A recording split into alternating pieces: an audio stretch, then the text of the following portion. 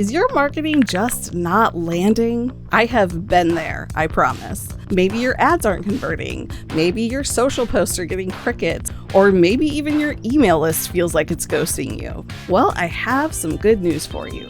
It's not the algorithm, it's not your budget, there's something else going on. The good news is that it's pretty simple and straightforward to fix. And if you stick with me for the next few minutes, I'm going to tell you exactly what that problem is and how to make it go away.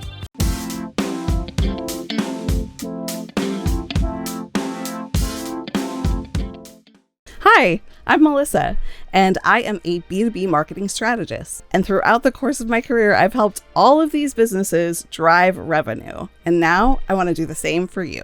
So what is this big thing that's completely ruining all your marketing efforts? It's this. You don't actually know your buyer. And I get it, that sounds super harsh. I mean, you would not have gone into the business that you're in if you didn't have some love and care for your customers, and if you didn't think you had a product that would help them in some way, right? Well, unfortunately, many companies, even the big ones, struggle with this very issue. They think they know their customers. They might even be able to rattle off their job title or age range, or maybe their median income. But here's the thing. Knowing about your buyer is not at all the same thing as understanding how they think and how they make purchase decisions. And that one thing is the difference between marketing that feels completely invisible and marketing that's actually converting. So I know I just showed you a whole bunch of logos of companies that are huge that I've been able to work for. But really, my start came in small business. And when I started out in marketing, in my first marketing jobs, I was in exactly this place. I didn't want to do that work to understand the buyer because honestly, I thought I did already, right? Like, why should I have to sit down and document all this stuff and take all this time if I really do understand the customer? Because I thought I did. But my copy wasn't working. My ads were not converting. And, everything just felt flat. Until I finally did sit down and do that work and do that research and discovered some of the things that might have been putting my audience off or honestly just not being that interesting to them. And I get it. You have probably been told to craft a buyer persona 100 times before. But a real persona is not just a name and a photo and a wish list of characteristics of people that you want to sell to. It's a lot more than that. But honestly, that's what most people do. They approach building a buyer persona like it's a wish list. And it's not their fault because there's a lot of experts out there who get this wrong too, right? These experts are telling people to think about who's your ideal customer? Who do you really want to work with? They might ask you to have questions about who do I want to make this product? So in this little scenario, let's say that the company we're talking about is one that is into plants, and not just any plant business, but a plant business that works for other businesses. So they provide the greenery and the flowers and the care of all of those things that go into making an office really beautiful. All right, so let's take a look at this version of a buyer persona. Our ideal customer is Office Olivia. She's the facilities manager at a Fortune 500 company, loves greenery and gardening, has a luxury flower budget, and is obsessed with maintaining the perfect office vibe. She's proactive, always on top of plant care, and is just waiting for a new vendor like us to come along. Did you spot the problems?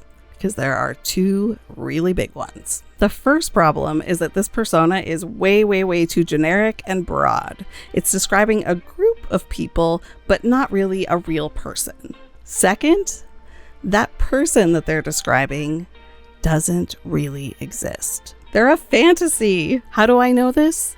Because they have zero challenges to overcome in order to buy the product. They're just waiting for this vendor to come along and give them the perfect product. But perfect products, they do not exist. Don't get me wrong, there are great products. There are best-in-class solutions, right? But there are no perfect products. And buyers will always find the flaws. The whole buying process is an investigation to find those flaws, and that's okay. When you market your product, it's not your job to find people who think your product is perfect, and it's definitely not your job to hide your product's flaws. It's your job to make the benefits of your product so enticing that it becomes the right choice for your buyer.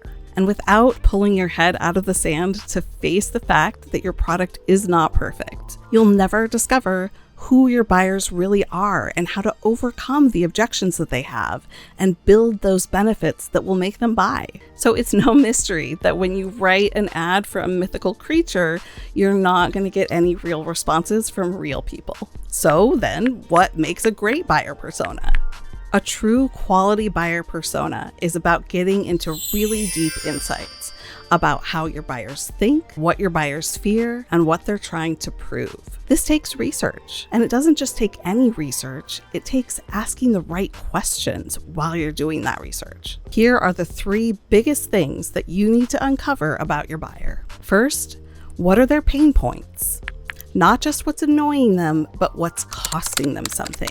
Time, money, reputation, opportunity. These are real things that matter. Number 2 is context. What is their day actually like? What do they already believe about the problem they're trying to solve?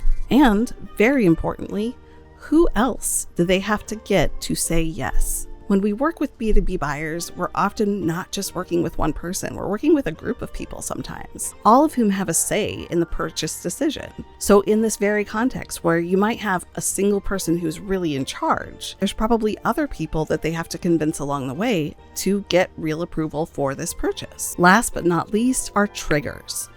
What specific moment makes them realize, I need help? That is when they're primed to act. And if your messaging hits right then, it lands. Once I started doing the research and really getting to understand those things about my buyers, everything changed. Emails got higher open rates, ads were converting better, and even organic posts were getting more interaction. That is the power of understanding your buyer. So the good news is that you don't have to remember all of those details on your own.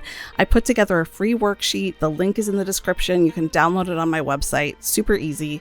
And if you take the time to fill it out, you're going to walk away with so much more clarity than most entrepreneurs get in like 6 months of aimless content creation. So just take a quick second to download it. The link is in the description. So let's break down 2 questions on that buyer persona worksheet so you can kind of get an idea of how this works. The first question I'll go over here is, what do they fear will happen if they purchase your product or service and it doesn't live up to expectations? So let's go back to our girl, Office Olivia. Olivia is worried that poorly maintained plants will die and make the office look neglected, which could really reflect badly on her professionally. It could cause complaints she'll have to deal with, and it's just going to make the environment less appealing to both top-level talent and their wealthy clientele who are used to the finer things. She fears getting blamed for wasting budget or choosing an unreliable vendor that causes messes or has unprofessional employees. Essentially, choosing a vendor that makes her life harder, not easier. The next question I want to go over here is, what is the transformation that they're trying to achieve? This one is really important. For Olivia, she wants her currently very sterile office to feel more vibrant and alive. She wants it to be fresh and welcoming with 0 effort on her part. She knows nothing about plants, and she imagines working with a professional who can stretch her limited budget to get the best possible visual impact. She wants to be seen as someone who manages things seamlessly and adds value to the work environment without constant oversight. See what I mean? These aren't throwaway details. They're the difference between sounds nice and shut up and take my money. And when you write posts or ads that are based on that kind of insight, they hit hard. And there are a whole bunch of questions on this worksheet that will help you kind of get into your buyer's mindset and uncover those insights that are really going to allow you to connect with them. So again, link is in the description below. Feel free to download it if you think it would be helpful for you. Here's the thing.